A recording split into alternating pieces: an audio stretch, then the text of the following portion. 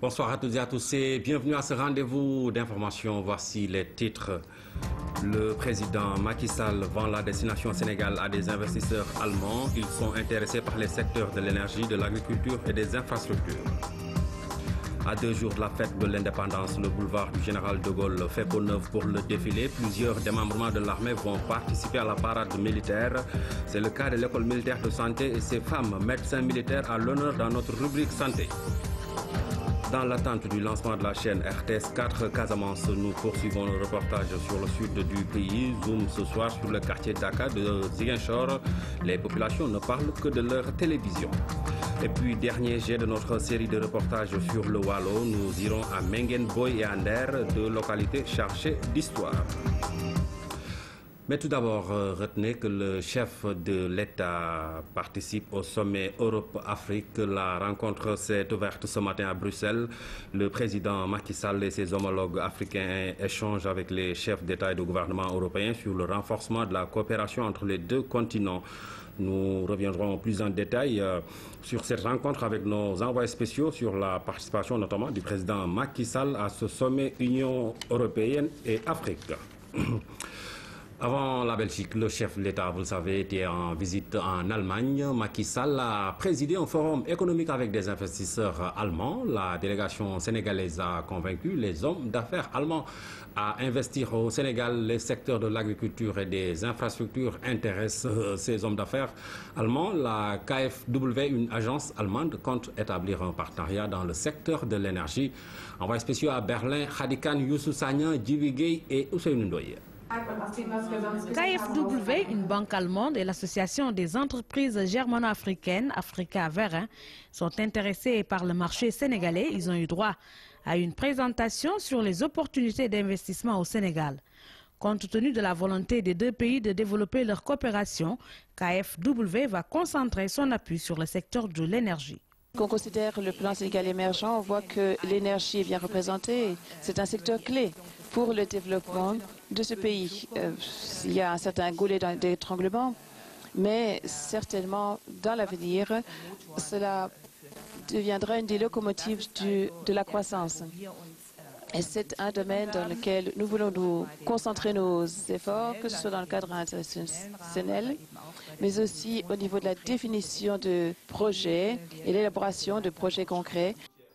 Un exposé sur le potentiel du Sénégal, le directeur général de l'APIX, Muntagassi, a fait part aux investisseurs allemands de tous les secteurs porteurs et des projets qui attendent d'être réalisés dans le cadre du PSE.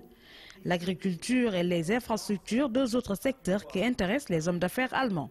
Il y a une délégation qui s'est rendue au Sénégal récemment. Je n'ai pas pu m'y joindre, mais d'après les retours d'informations que j'ai eus, à partir des entreprises qui en fait partie, il y a eu un très bon accueil et il y a toute une panoplie de possibilités qui nous permettent aussi de mettre en œuvre ce que nous avons comme projet au niveau de la politique, au niveau de nous-mêmes, du monde des affaires au Sénégal. L'agriculture peut jouer un grand rôle, les infrastructures. Et Monsieur le Président, vous voyez qu'il y a ici certains représentants de grandes entreprises allemandes, de petites et moyennes entreprises qui sont très engagées dans ce domaine. Le ministre de l'Énergie, Maïmouna Ndoye Seck, dira que pour ce qui est de l'énergie renouvelable, un cadre est déjà prêt et les discussions avec la coopération allemande se poursuivent pour lever les dernières contraintes. Un secteur qui intéresse la plupart des investisseurs allemands. Pourquoi investir au Sénégal? Le ministre de l'Économie et des Finances répond.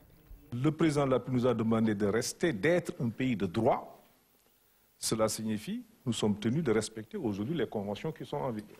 Et ça, c'est une sécurité pour les investisseurs allemands qui sont sur place et aussi les autres investisseurs, mais aussi c'est une sécurité pour les investisseurs qui vont venir. C'est-à-dire que le Sénégal n'est pas un pays qui, le matin, dit quelque chose pour revenir faire exactement le contraire l'après-midi. Non. Nous sommes dans une situation difficile, c'est vrai, mais nous avons tenu à respecter les engagements que nous avions signés à travers aujourd'hui des lois, bon, qu'on a déjà abrogées, mais nous verrons les périodes transitoires. Le Sénégal compte sur la participation active du secteur privé allemand pour animer la coopération sénégalo-allemande par des échanges et par l'investissement. Nous sommes conscients que l'investissement public seul ne suffit pas pour répondre aux besoins de l'économie.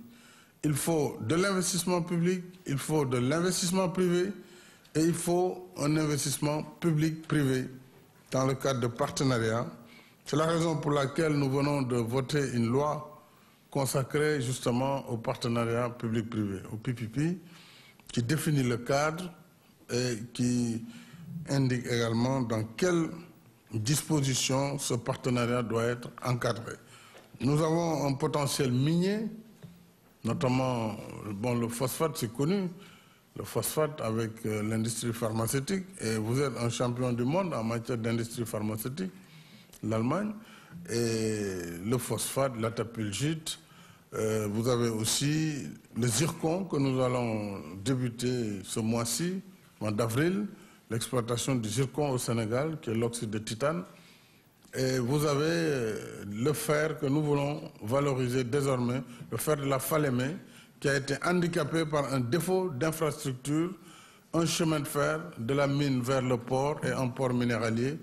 Nous travaillons sur ces grands projets. Le Sénégal est un pays à vocation touristique, qui a de belles plages. Donc j'encourage toutes les entreprises allemandes à venir au Sénégal, investir dans les domaines d'expertise, dans leur domaine de choix. 20 entreprises allemandes investissent déjà au Sénégal et l'aéroport de Diass sera géré par une société allemande, Fraport. La coopération sénégalo-allemande va connaître un nouveau souffle. Les deux pays comptent renforcer leurs relations dans les secteurs de l'énergie et de la formation des jeunes. L'Allemagne soutient les négociations sur les APE entre l'Afrique et l'Union européenne. Nous écoutons à ce propos le ministre allemand de la coopération et du développement économique au micro de Khadikan.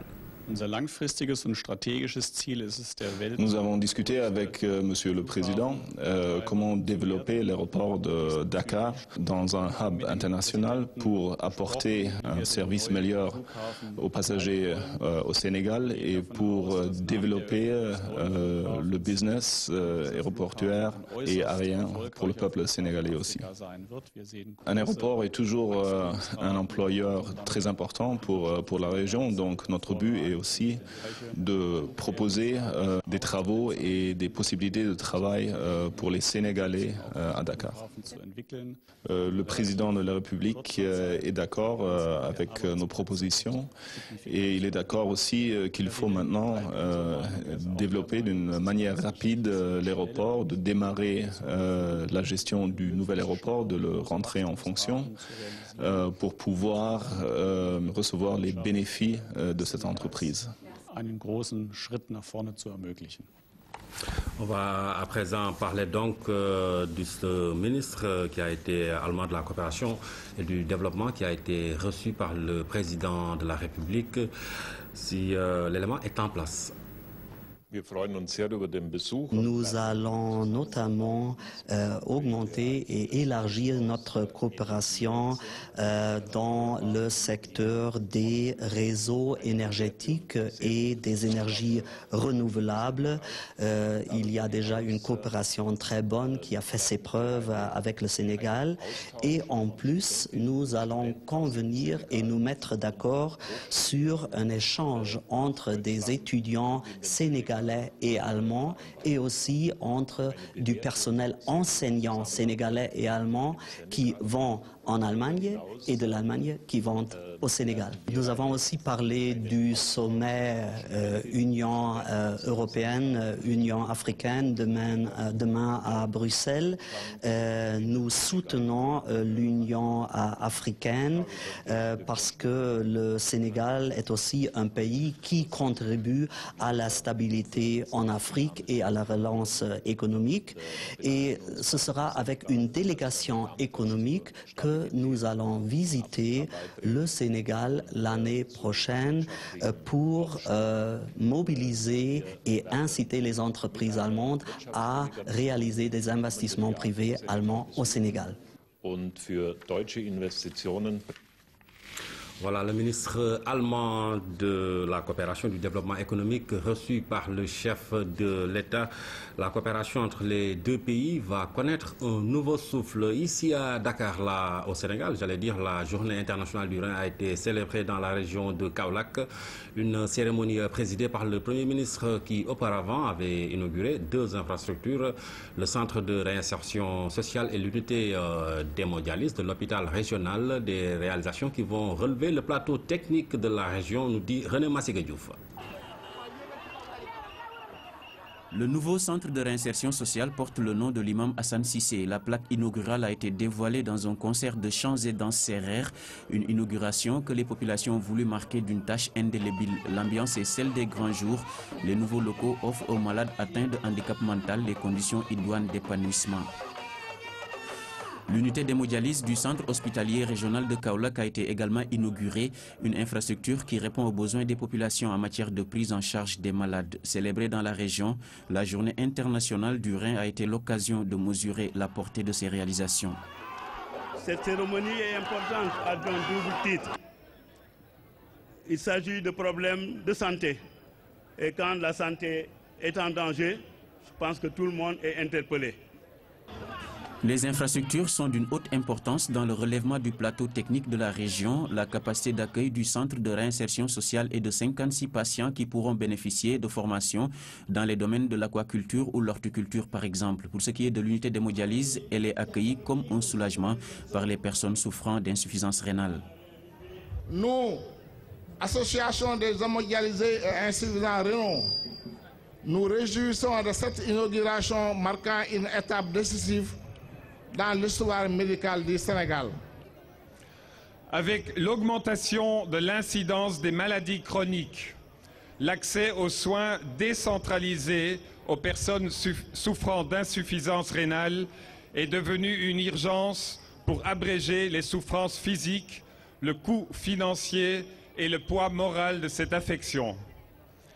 Avec cette initiative, une brèche est ouverte dans l'amélioration de l'accès à des services spécialisés de qualité pour des personnes vulnérables qui disposent de peu de moyens. L'ouverture du centre de réinsertion sociale constitue un jalon important dans la mise en œuvre de la loi de protection sociale. Concernant l'insuffisance rénale, le gouvernement entend aller plus loin que la présente réalisation.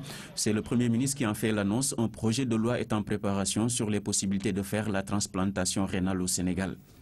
Monsieur le Président de la République du Sénégal, son Excellence Monsieur Macky Sall, comme vous le savez, a placé la santé au cœur de son mandat, avec comme axe principal la couverture maladie universelle dont la mise en œuvre est déjà effective. Madame le ministre de la Santé et de l'Action sociale a déjà préparé un projet de loi à l'attention de son Excellence Monsieur le Président de la République sur le don d'organes et de tissus. L'adoption de cette loi permettra de faire la transplantation rénale au Sénégal et de soulager ainsi de nombreuses personnes. Ces réalisations sont les symboles manifestes de l'orientation que le gouvernement souhaite donner à sa politique de santé et de l'action sociale. Selon quelques orateurs, l'État a réalisé ici, de leur avis, une action positive à double titre. La ziara annuelle de Médina Gounass aura bel et bien lieu et l'État prendra toutes les dispositions nécessaires pour prévenir le virus Ebola. Selon le ministre de l'Intérieur qui était en visite dans la localité religieuse, la fermeture des frontières reste de mise pendant la durée de la ziara. Une mesure approuvée par le guide religieux. Nous l'écoutons. C'est un moment quand même de grande convergence où presque toute la sous-région en principe devrait être là, mais que nous n'entendons pas déroger effectivement à cette règle, disons, de fermeture de nos frontières, en tout cas du sud en général, plus particulièrement dans le Kolda et le Sédhiou et le Kédougou autant pour moi. Et pour ça, justement, je lui rappellerai que ce seraient des mesures qui seront toujours d'application et que si ça devrait justement nous pousser encore à beaucoup plus ce qu'on ne souhaite pas bien évidemment, donc disons de mesures encore beaucoup plus draconiennes, on serait amené à le faire.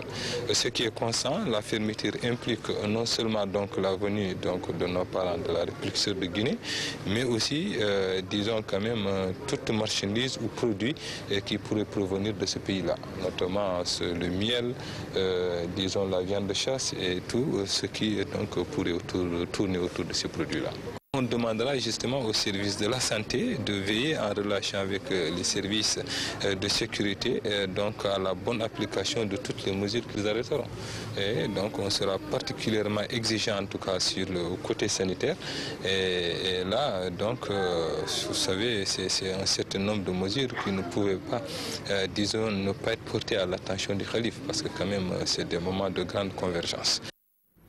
À Diaoubé, les populations adhèrent à la mesure de fermeture des marchés hebdomadaires. Les recettes de la municipalité ont toutefois baissé de 75%, tout comme les revenus journaliers des commerçants et autres artisans. Le constat avec Pape Madidio. Circulation fluide au marché de Diaoubé, absence de rush souvent occasionnée par les 3 jours de rendez-vous hebdomadaires. Des désœuvrés par-ci et par-là, conséquence d'une mesure préventive impitoyable certes, mais salutaire. Je suis d'accord à la fermeture du frontière parce que moi je vends du manger. Donc le virus même je peux attaquer le virus à travers ça parce que je reçois des clients. Parce que ici c'est la frontière presque. Il y a les Guinéens, les Maliens, les Bissagais, les Gambiens qui viennent. Donc avec ça... La santé avant tout, c'est dur pour nous, mais Dieu fasse que la situation s'améliore.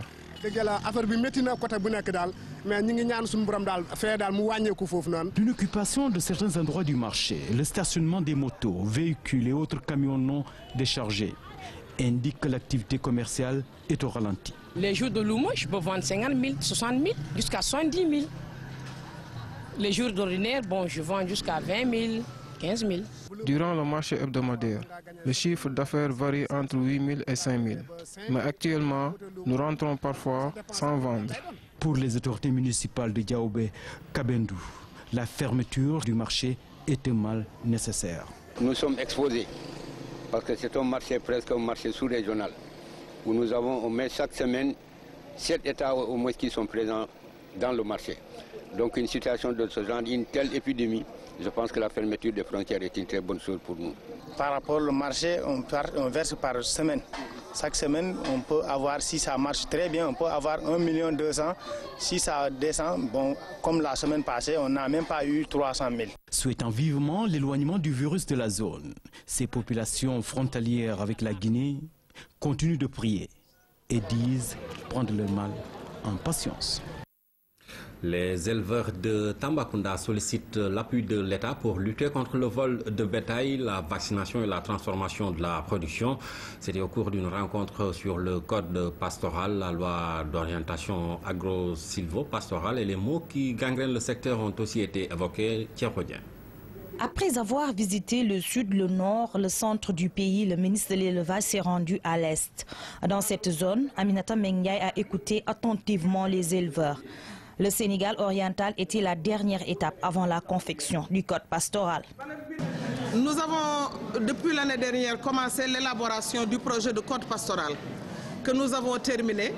Et à la fin du mois de mars, normalement, nous devons le déposer sur la table du gouvernement, donc de Monsieur le Président de la République, qui nous avait instruit en application donc de la loi d'orientation agro-silvopastorale qui demandait au ministère de l'élevage d'élaborer un plan national de développement de l'élevage qui a été donc adopté par le gouvernement. Dans la partie orientale du pays, des mots spécifiques au secteur de l'élevage qui ont pour nom vol du bétail, absence de parcs de vaccination et d'unités de transformation du lait, entre autres.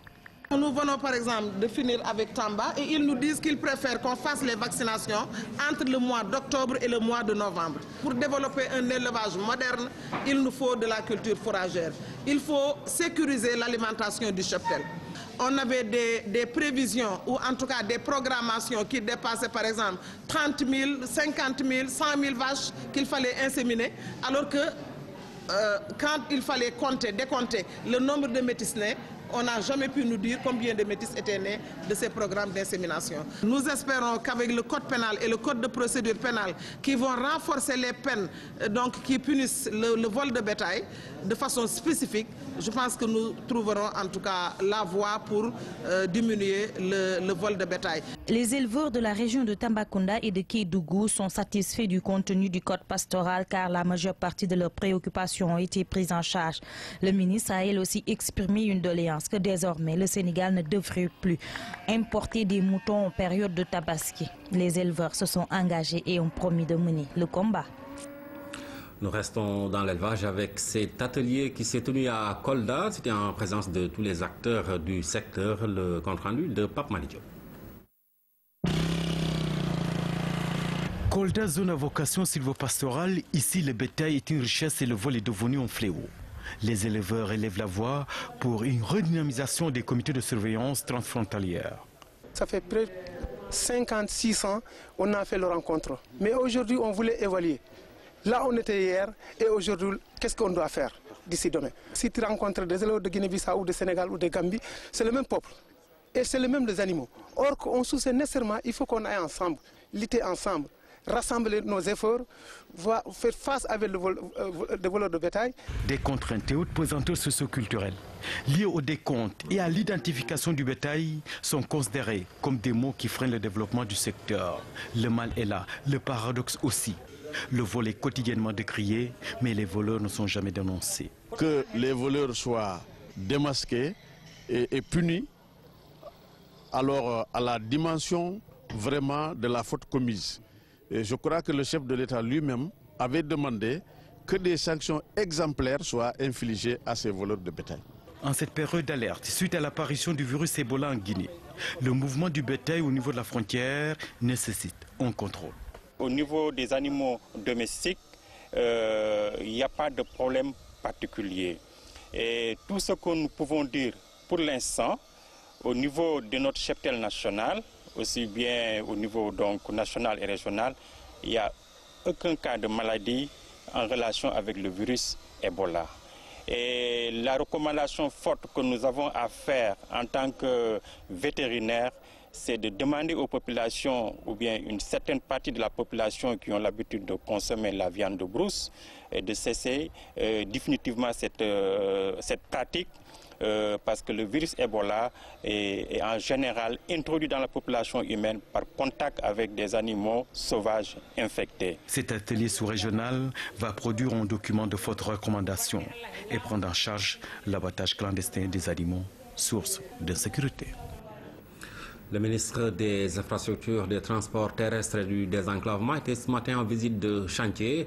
Thierno Alassane Sall s'est rendu à la section 3 de la VDN qui va du 6S à Tivaouane-Peulh et de la route qui va de Rufisque à Lompoul pour constater l'avancement des travaux. Le but de la réalisation est de créer de nouvelles voies d'entrée et de sortie pour la capitale Damsila. Long de 26 km, la section 3 de la VDN va du 6S à Tivaouane-Peulh. Sur le terrain, tout se déroule normalement.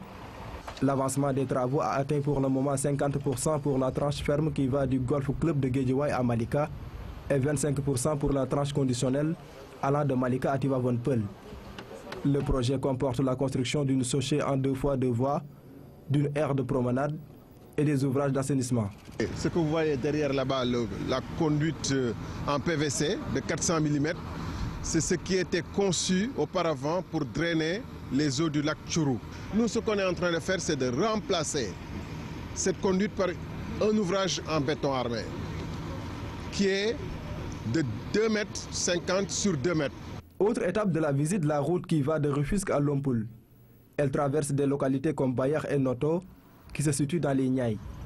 Sa réalisation a été longtemps souhaitée par les populations du fait de la rentabilité économique. Toutes ces populations-là verront leur habitat, leur environnement, leurs conditions de vie changer et leur zone prendre plus d'importance économique, puisqu'il sera possible aussi d'implanter des aménagements tels que des restaurants, des aires de repos, etc., de façon à ce que les populations de Dakar, qui connaissent très peu la région de Dakar et particulièrement cette zone assez charmante qu'est la côte de Malika et autres, Tivaouane-Peulh, donc puissent venir à ces endroits-là.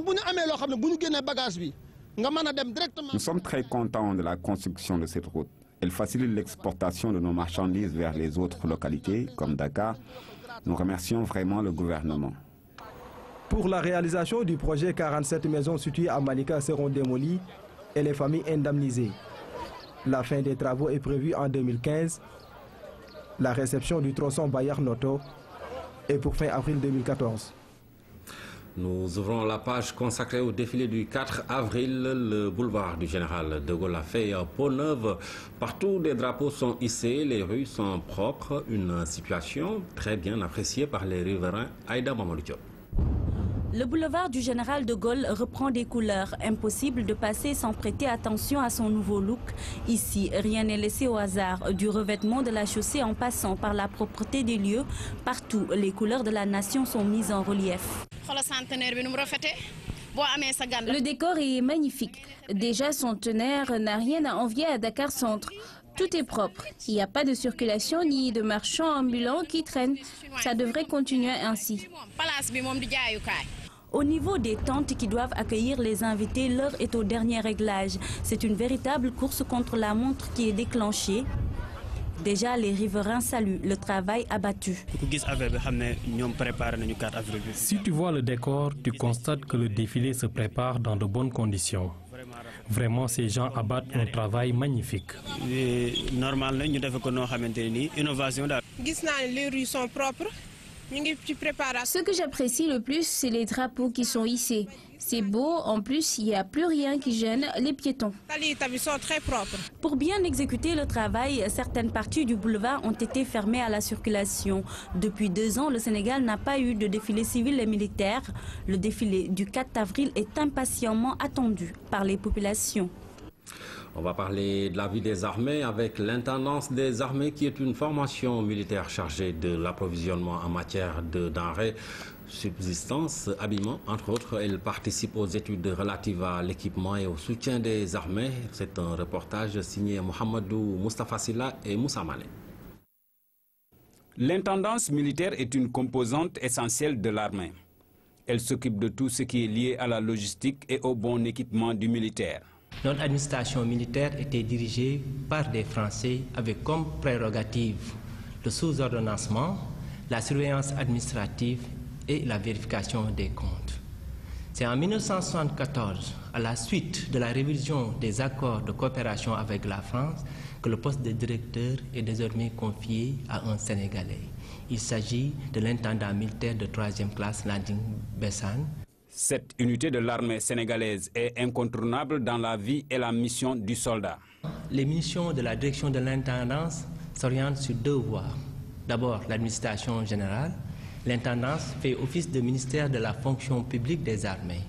Ensuite, le soutien de l'homme par la fourniture des fonds et l'approvisionnement des armées en termes d'habillement, campement, couchage, ameublement, subsistance et loisirs. L'intendance a forgé bien des générations de militaires qui ont fait la fierté de l'armée sénégalaise. Globalement, au niveau de la portion centrale, nous avons la direction avec ses divisions qui sont rattachées. Nous avons le service de l'IRCG, les établissements habillement et subsistance et enfin le bataillon. À l'image des autres composantes de l'armée, l'intendance militaire se distingue également par son soutien aux populations lors des grands événements. Dans l'esprit des orientations prioritaires telles que définies par le chef d'état-major général des armées, on fait effort sur le soutien de l'homme, particulièrement par un soutien de proximité. Ensuite, le règlement définitif de certaines questions sociales liées au maintenu pour raison de santé, bien au maintenu sur ordre. Ensuite, et aussi mieux, le passage d'une logique de distribution à une logique de transformation, voire de fabrication. Le travail ne me rebute point. Telle est la devise de l'intendance militaire.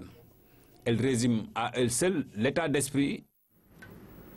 Voilà une présentation de l'intendance avec Moussa Mané. On va parler du génie qui est une formation militaire spécialisée dans les travaux lourds communément appelés travaux publics. Au lendemain des indépendances, il a participé à la réalisation de routes, pistes d'aménagement de terrain entre autres. C'est un reportage signé Mohamedou Moustapha Silla et Nde Edja. L'expression achevée du concept armée-nation est la création du génie militaire au lendemain des indépendances. Pour faire un peu d'histoire, il faut dire qu'en fait, le génie militaire sénégalais a réellement été créé en 1961 avec la première compagnie de travaux du génie basée à Kaolack. C'est en 1972, le premier officier sénégalais, en l'occurrence le capitaine Doudou Diop, qui prit donc le commandement du bataillon sénégalais. Cette formation d'élite, en plus de son appui aux unités engagées, participe au développement socio-économique. Les missions du génie, elles sont de deux ordres, liées un peu en fait à la spécificité du génie militaire, puisque le génie est à la fois une arme et un service. En tant qu'arme, le génie appuie les unités. Concernant le volet service, le génie est en fait le conservateur, si j'ai pu m'exprimer ainsi, du domaine militaire. Il gère toutes les emprises de l'État affectées à l'armée. Et le génie également forme pour les forces paramilitaires telles que la police, la douane, etc.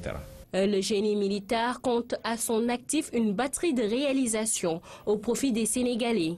Les réalisations sont nombreuses au compte du génie.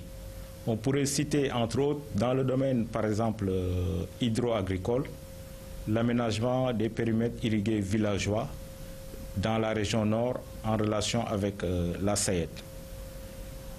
On peut citer également les pistes de production, les pistes cotonnières, mais également des pistes de production dans le nord du Sénégal pour évacuer les produits.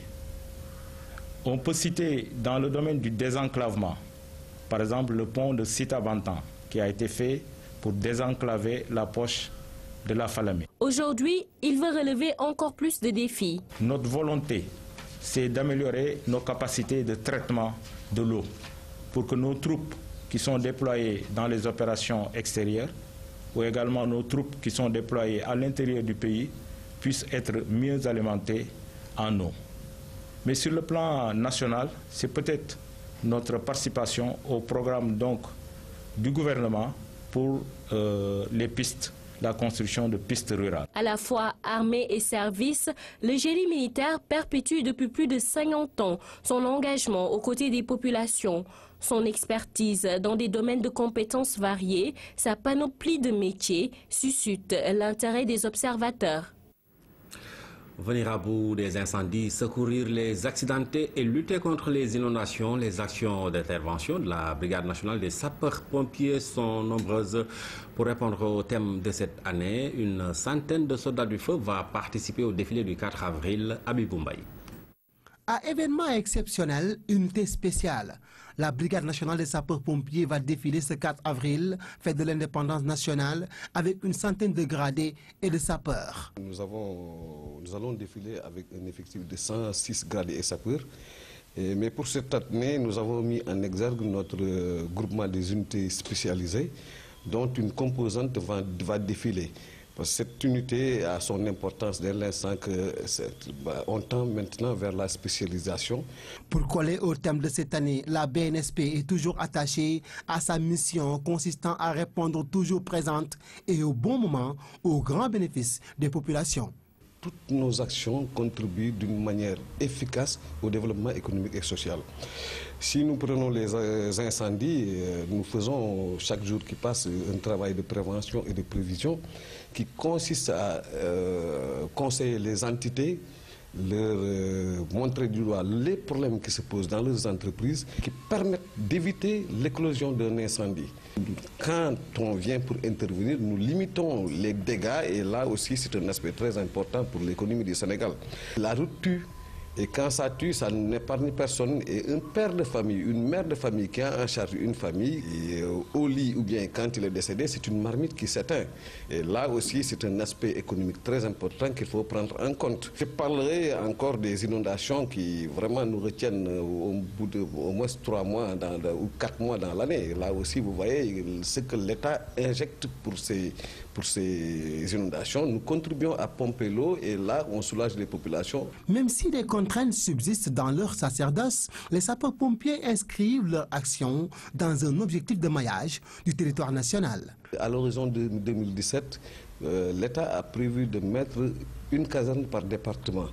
Et ça a commencé, nous aurons donc l'ensemble des casernes, les 20 départements qui n'ont pas été pourvus vont être pourvus de sapeurs-pompiers. Ce maillage du territoire va s'accompagner avec un effort particulier pour l'équipement des sapeurs-pompiers. Très attendu à cette grande messe civilo-militaire de nos forces de défense et de sécurité ce 4 avril, la BNSP est plus que jamais consciente de sa mission et de sa devise. Que les sapeurs, quand on les appelle, ils se précipitent parce qu'ils ont à cœur leur métier d'aller sauver une vie. Mais avec des moyens renforcés par les autorités, les soldats du feu vont davantage sauver sans périr. Nous vous parlions hier de l'action de la gendarmerie dans le cadre de la lutte contre le vol de bétail. Ce soir, on va parler de la protection de l'environnement. Et sur cet aspect, la gendarmerie a en son sein une unité de l'environnement. Elle est logée au port autonome de Dakar et lutte contre toute forme de dégradation de l'environnement. Moussa Mané nous fait découvrir cette unité. Créée par le décret 2003-651 du 12 août 2003, la section de l'environnement est rattachée à la gendarmerie territoriale. Elle est articulée autour de 2 unités. Qu'on appelle des brigades. Il y a une brigade de l'environnement maritime et une brigade de l'environnement terrestre. Et que ce sont ces 2 unités essentiellement qui constituent la section de l'environnement. La section de l'environnement a une compétence sur toute l'étendue du territoire national. Ses missions sont diverses et variées. De lutter contre toutes les formes d'agression, qu'elles soient maritimes, terrestres ou atmosphériques.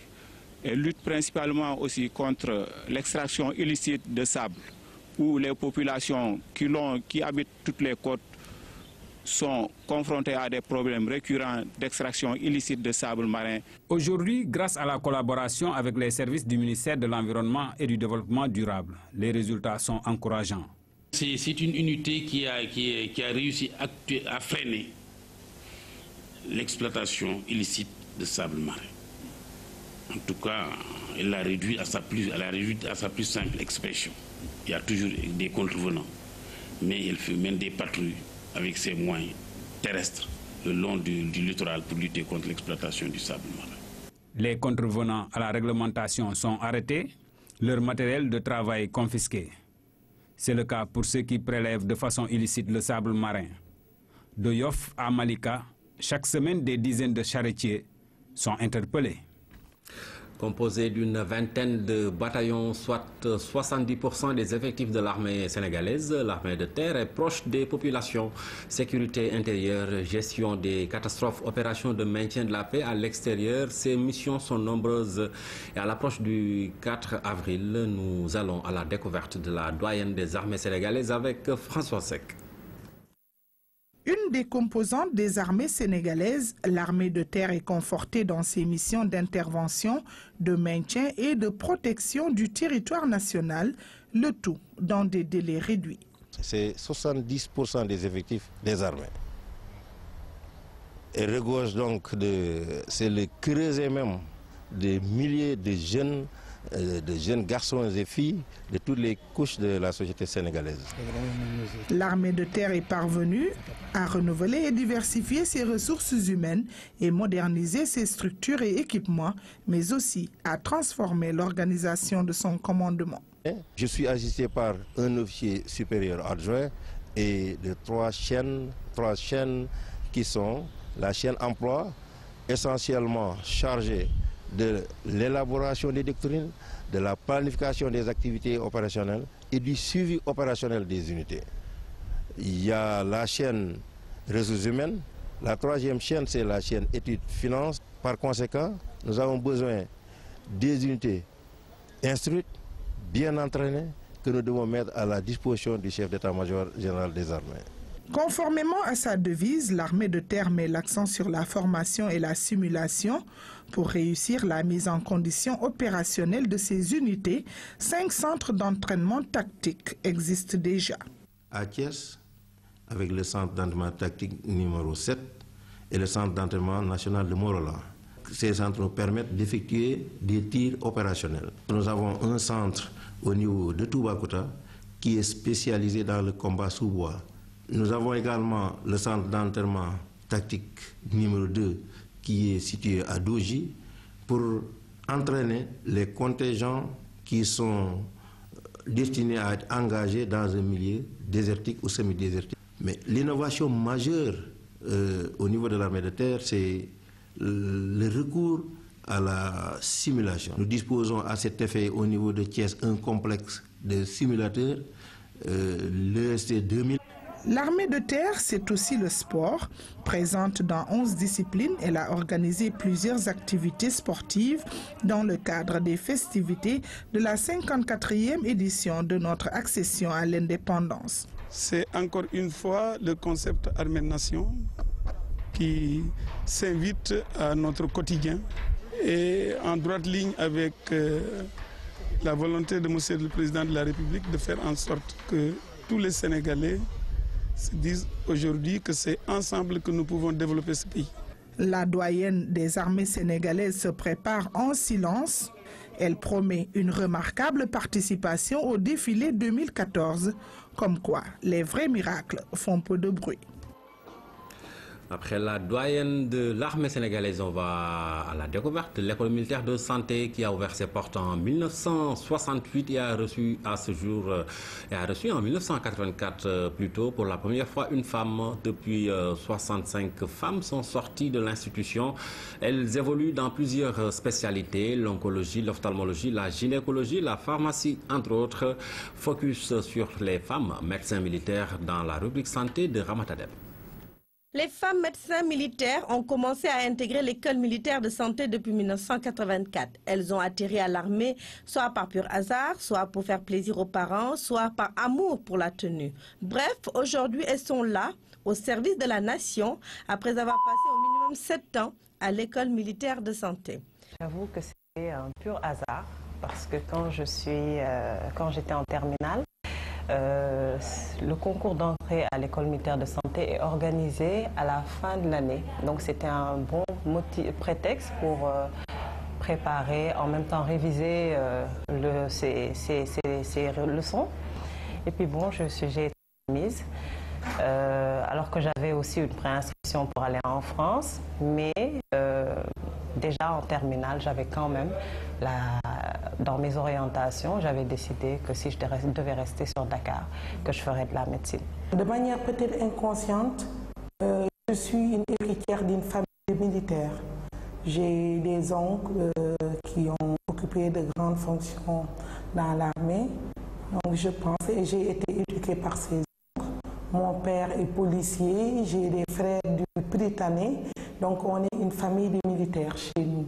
Comme tout élève de terminale, je rêvais vraiment d'intégrer une grande école après l'obtention de mon baccalauréat. Donc vu l'esprit de compétition qu'on connaît déjà au concours, je me suis dit pourquoi ne pas essayer de relever le défi déjà en tant que femme et tout. Et vu que dans l'armée aussi, il n'y a pas de différence entre hommes et femmes, on demande juste des aptitudes intellectuelles et physiques certes.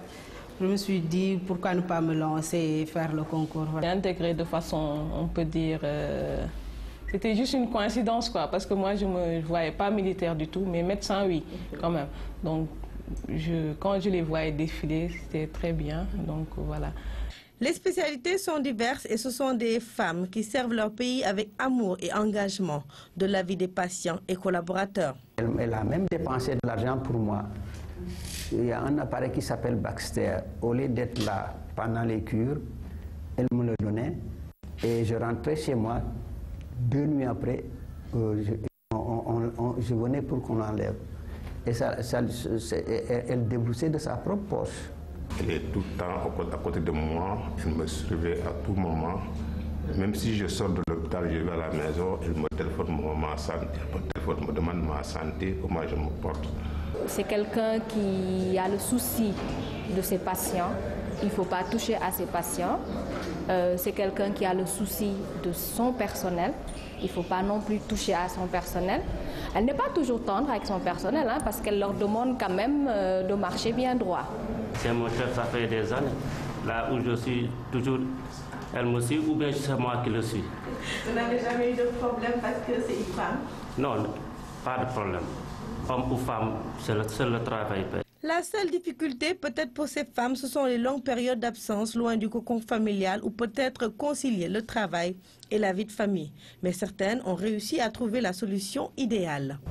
Oui, j'estime que ça se marie bien avec une vie de famille. Je suis mariée, j'ai des enfants et dont je m'occupe quotidiennement. Maintenant, ce n'est pas toujours facile. Il faut le reconnaître, ce n'est pas toujours facile. Quelquefois, on peut être retenu à l'hôpital jusqu'à des heures impossibles. Mais bon, je pense que mon époux, en tout cas, est assez compréhensif parce qu'on est aussi dans le cadre de l'armée. Il y a des contraintes qui font qu'on ne peut pas partir en mission ou en stage. Mais je pense que j'ai un soutien, en tout cas, qui m'aide à le faire. Au moment où je faisais l'internat, parce que je suis la première fille interne, donc parmi les médecins militaires, j'avais beaucoup de difficultés entre allier l'internat, ma grossesse, j'étais enceinte à ce moment, l'allaitement après et la vie militaire. J'étais affectée un peu partout et j'ai laissé mon enfant donc, chez ma mère et j'allais à mes affectations et je revenais tous les 15 jours pour l'allaiter. Bon, je ne sais pas trop si c'est très dur. En fait, c'est un état d'esprit qu'il faut avoir. Hein. On se dit, on n'a pas le choix, donc il faut qu'on fasse avec. Donc c'est un peu dur. Moi, je n'ai pas encore de bébé. Donc j'ai mon mari qui est en même temps militaire. Donc voilà, des fois il part, des fois c'est moi qui pars. Donc c'est cette absence-là peut-être qui fait la difficulté un peu. On est rarement ensemble, mais sinon ça se passe très bien. Mais par rapport à nos camarades qui ont déjà des enfants, qui ont une petite famille, c'est assez dur. Vous l'aurez bien compris, elles se sont mariées avec des hommes de l'armée, peut-être par souci de commodité, ou bien c'est le fruit du pur hasard. En tout cas, les femmes médecins militaires n'ont qu'un seul souhait, être toujours au service de leur nation. Ramata Marcy, on va parler des forces de défense et de sécurité qui méritent un hommage de la nation sénégalaise, une armée républicaine qui n'a jamais failli à sa mission. C'est les propos de Maître Mbajak Diop, l'ancien président du Conseil de la République pour les affaires économiques et sociales. Il est l'invité de l'émission Le Point. Voici un extrait de son entretien avec Nafissatou Diouf. L'armée sénégalaise a joué un rôle mémorable depuis sa création jusqu'à nos jours. L'armée sénégalaise, on doit lui rendre hommage tous les jours. C'est une des rares armées en Afrique à être une armée républicaine, avec des chefs de grande valeur. De Senghor à nos jours, Senghor qui a créé l'armée sénégalaise, qui a aussi en même temps conforté la nation sénégalaise à travers l'armée. L'armée-nation, ce n'est pas un slogan seulement, c'est une réalité. Le Sénégal aujourd'hui est devenu une nation rassemblée, assemblée, parce que le Sénégal a eu dès le départ un chef, Léopold Sédar Senghor, et une armée, eh bien, républicaine. 54 ans après, aujourd'hui, nous pensons à tous ceux qui hier ont créé les moments de jeunesse, les chantiers de jeunesse, les auberges de jeunesse, les maisons des jeunes et de la culture. Toutes ces institutions-là qui ont permis aux jeunes Sénégalais imbriqués avec l'armée de faire de notre pays une nation rassemblée. Voilà pour les sujets. 4 avril, pour ce soir, on va ouvrir notre page consacrée au lancement prochain de RTS 4 Casamance et nous allons à la découverte de Dakar, un quartier de Ziguinchor. Sur place, les populations ne parlent que d'une chose, le lancement de la chaîne 4 de Ziguinchor prévu dans 48 heures. Anne-Marie Gomis. À 16h au Dakar de Nema Caniveau. C'est l'école de compréhension. Tout un chacun qui a des problèmes, là, tu viens te divertir pour être seul. Fille universitaire. L'endroit est banal, ni le décor ni le cadre n'attirent. Il n'y a que cette boisson, le vin de palme qui fait mouche. L'atmosphère est conviviale. La clientèle est diverse, chacun avec son heure pour passer du bon temps. Les informations aussi circulent. La dernière en date, l'annonce de la chaîne 4. C'est une bonne nouvelle, on est content. Nous attendons la chaîne 4 à Ziguinchor pour montrer les problèmes de la Casamance. Ça nous permet justement de recevoir les informations et de tout simplement donner des informations.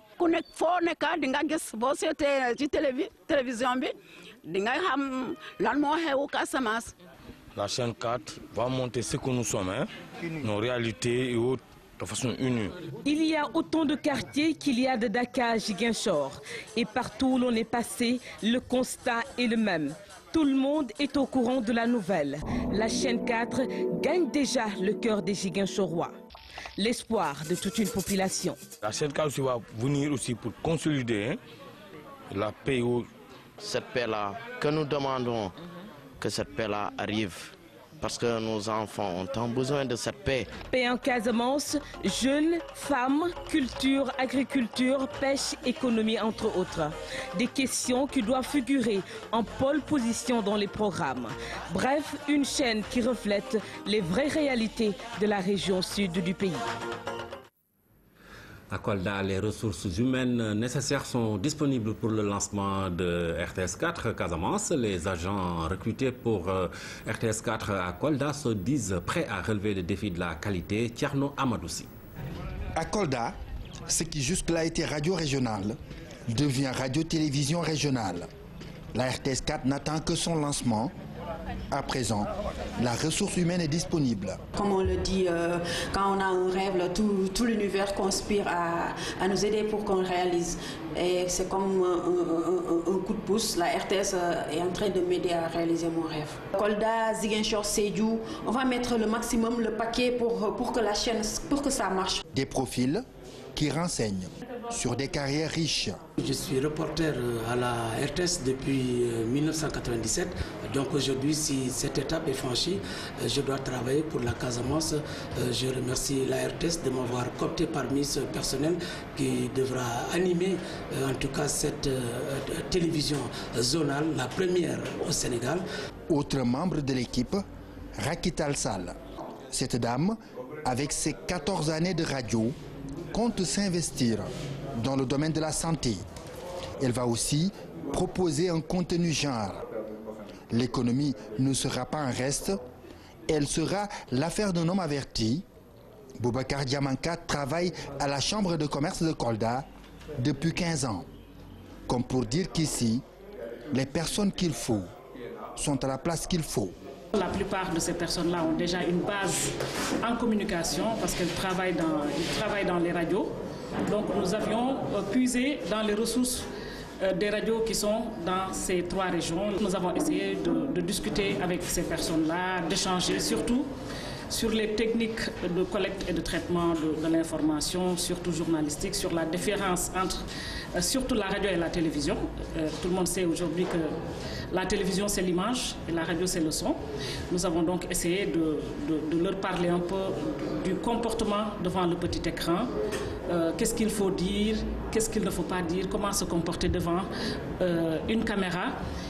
Et également, nous avons surtout travaillé sur les magazines et sur les talk-shows, comment réaliser un magazine. Autre animateur de la chaîne 4 Casamance, Mamadou Kanté, par ailleurs chef de la station radio de Kolda. Pour lui, ses équipes seront au service de la paix et du développement. Les populations de la Casamance peuvent donc s'attendre à un programme riche et varié. Il sera concocté par une équipe expérimentée et dynamique. Avec la RTS 4 Casamance, la proximité avec le public se concrétise. Nous restons en Casamance. La transformation de l'huile de palme est devenue la principale activité des populations. À Kabiline 2, par exemple, tout un village s'active dans la production de cet oléagineux, découverte avec Fantabachi. À 40 km de Bignona se trouve l'une des plus grandes unités de transformation d'huile de palme de la Casamance. Ici, nous sommes dans le village de Kabiline 2, en plein cœur du Foni, zone riche en plantes oléagineuses. Ces grands palmiers produisent d'importantes quantités de noix durant toute l'année, ce qui permet aux habitants de tirer l'essentiel de leurs revenus dans la production de l'huile de palme. C'est l'activité du village parce que chaque année, à cette période, on fait la transformation 3 fois par année. Le travail mobilise tout le village, hommes et femmes de tous âges. Chaque personne joue un rôle capital dans la chaîne de production. Nous les femmes, on pile et on presse.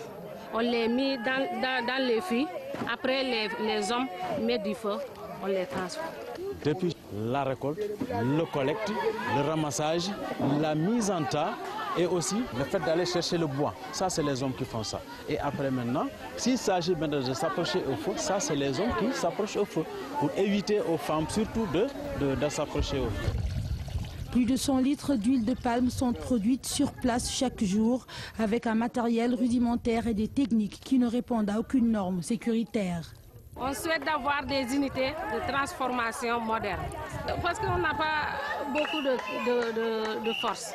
Et puis on voulait, si on a ça, ça va beaucoup nous produire de l'huile de palme. Kabiline 2 a la réputation de produire la meilleure qualité d'huile de palme de toute la contrée. La demande est forte, ce qui fait que le produit est parfois écoulé sur place. Ces récoltes, ça varie selon la pluviométrie. Bon, des fois, on a jusqu'à 8000 régimes de palme. Ça, je peux dire que c'est le barème. Il y a des clients qui viennent de la Gambie, il y a des clients qui viennent de Dakar, qui viennent de partout ici au Sénégal et même des fois au niveau de la sous-région. Vous vendez les litres à combien? Les litres à 1000 francs. Et pour stimuler les travailleurs et estomper la fatigue, les femmes sont obligées parfois de mettre l'ambiance. À l'image de Kabiline 2, beaucoup de villages environnants s'adonnent à cette activité, mais les moyens matériels et financiers freinent l'élan de ses habitants. Ils disent attendre beaucoup de cette nouvelle impulsion donnée au processus de développement par le chef de l'État à travers le plan Sénégal émergent.